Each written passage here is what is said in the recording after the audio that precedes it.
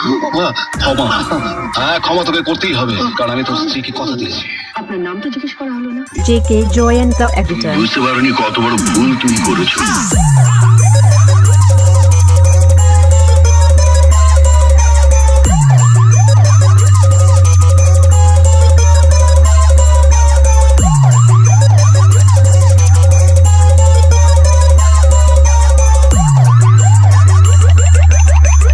Once more!